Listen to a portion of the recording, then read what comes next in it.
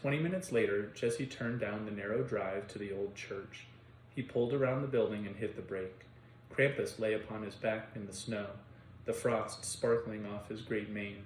Whippy lay face down next to the Yule Lord, stiff and unmoving. Nippy knelt at their side. Jesse cut the engine, got out, walked slowly up, searching for Isabel. Seeing Nippy still alive gave him hope, but he found no sign of her or any of the others. He stepped round the wolves and over to Nippy. The brothers were human now, their flesh once again butternut brown. There were no wounds on Whippy or the wolves, but a great gash glistened across Krampus's chest, and a circle of crimson snow spread around his body.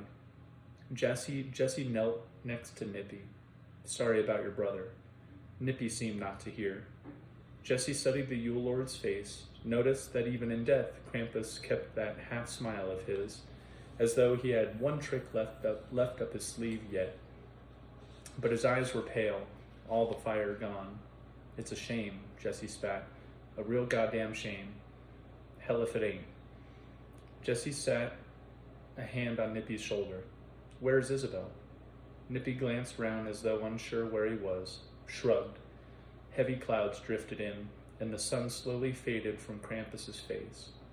Jesse knew it would start snowing again soon. He stood, headed up the steps into the church. He blinked as his eyes adjusted to the gloom and found her sitting in front of the potbelly, her hands clutched together between her knees, staring at the stove. No fire burned, and she was shivering. Almost all traces of being a Belsnickel were gone, and the first thing that struck him was just how young she looked. A bit boyish, with a sprinkle of freckles across her nose, but pretty in her own way. Jesse sat down next to her. Isabel didn't look up, but when he put his hand round her, she clutched his hand and leaned against his shoulder. They sat in silence for a long while. Finally, Isabel spoke. They murdered him. Murdered all of them. How can murder be God's will? Jesse didn't have an answer. All he knew to do was to clutch her tighter. Isabel pressed her face into his shoulder and began to sob.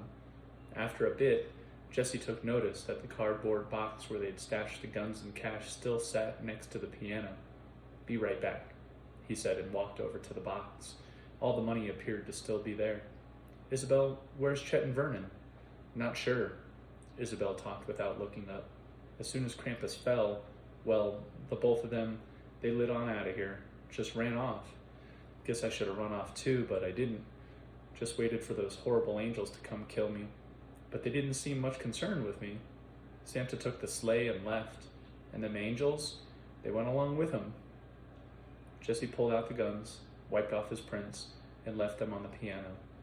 He folded the top of the box down over the cash and tucked it beneath his arm. He walked over to Isabel. We have to go. She looked up at him as he was struck by how green her eyes were. It'll be trouble if we're found here, he said. She nodded and stood up. They headed out the door, down the steps. Isabel walked over to Krampus's body, knelt next to Nippy, put her arm around him. Jesse headed over to the truck, tossed the box into the cab, and came back over and stood with them. Isabel, Nippy, come on now. We gotta go. Can't just leave them here like that. Can't just leave them here like that, Isabel said. Wouldn't be right. Jesse let out a sigh. No, guess not. Guess we should find a better place for this than this for Whippy and old Tall and Ugly. Nippy, how about it? Sound like a plan? Nippy nodded.